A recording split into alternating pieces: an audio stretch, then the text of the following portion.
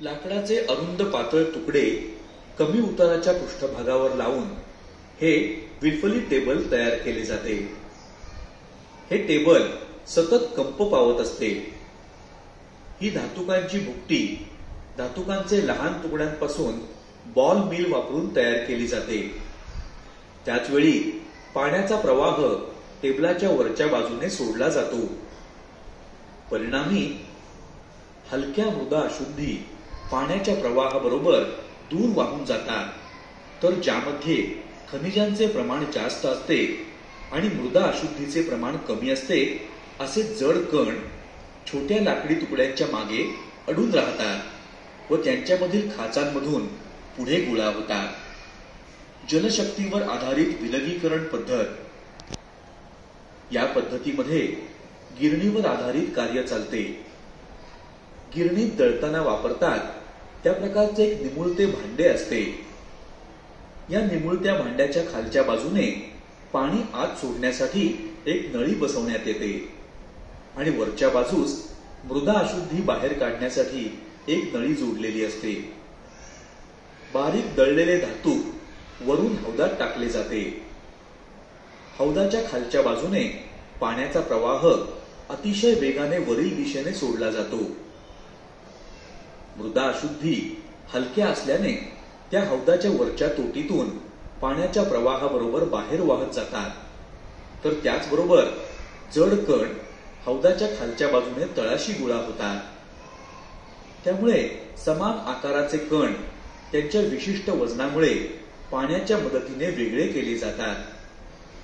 यावरून आपण असे म्हणू शकतो की ही पद्धत गुरुत्वाकर्षणाच्या नियमावर आधारित आहे.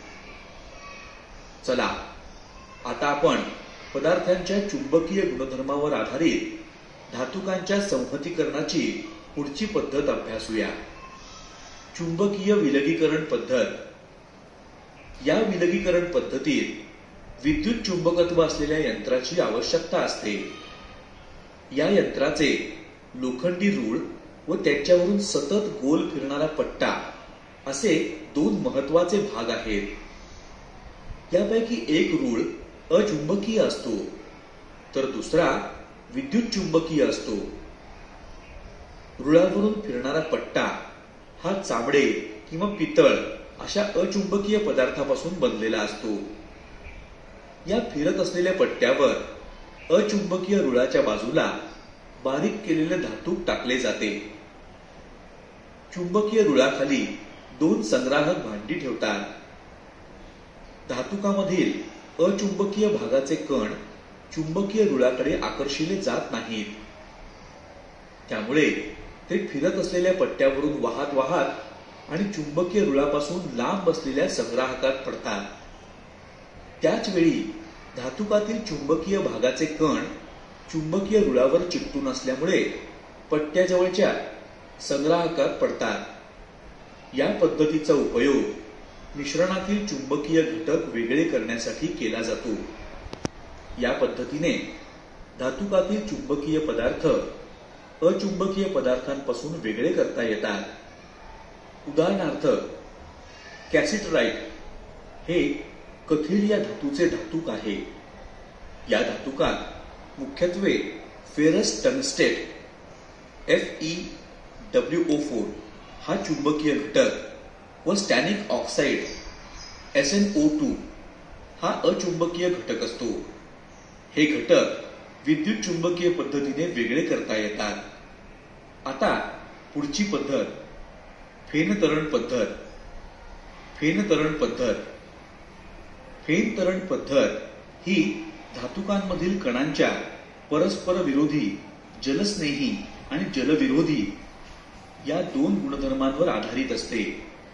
सामान्यतः ही पद्धत सल्फाइड या धातुकासाठी वापरतात. यामध्ये धातूंच्या सल्फाइडचे कण त्यांच्या जलविरोधी गुणधर्मामुळे प्राधान्याने तेलाने भिजतात, तर मृदा अशुद्धी ह्या त्यांच्या जलस्नेही गुणधर्मामुळेच पाण्यानेच भिजतात. आता आपण या पद्धतीबद्दल सविस्तरपणे समजून घेऊया. प्रथम बारीक दळलेले धातू भरपूर पाणी साठवलेल्या एका मोठ्या टाकीत टाकतात. नंतर ठराविक वनस्पतींचे तेल जसे की पाईन तेल किंवा निलगिरीचे तेल फेन निर्माण करण्यासाठी पाण्यात टाकतात व उच्च दाबाच्या हवेचा झोत पाण्यातून फिरवला जातो. टाकीच्या मध्यभागी स्वतःच्या अक्षाभोवती सतत फिरणारी एक ढवळणी असते. हवेच्या झोतामुळे मिश्रणात बुडबुडे निर्माण होतात. ढवळणीमुळे तेल, पाणी व हवेचे बुडबुडे मिळून फेस तयार होतो. हा फेस पाण्याच्या पृष्ठभागावर येऊन तरंगायला लागतो, म्हणून या पद्धतीला फेनतरण पद्धती असे म्हणतात. विशिष्ट सल्फाईड धातुकांचे कण प्राधान्याने तेलाने भिजल्याने फेसाबरोबर पाण्यावर तरंगतात. या पद्धतीचा वापर करून झिंक ब्लेंड, ZnS आणि कॉपर पायराइड CuFeS2 या सल्फाईडच्या धातुकांचे संहतीकरण केले जाते. आपल्या रोजच्या जीवनातील काही विशिष्ट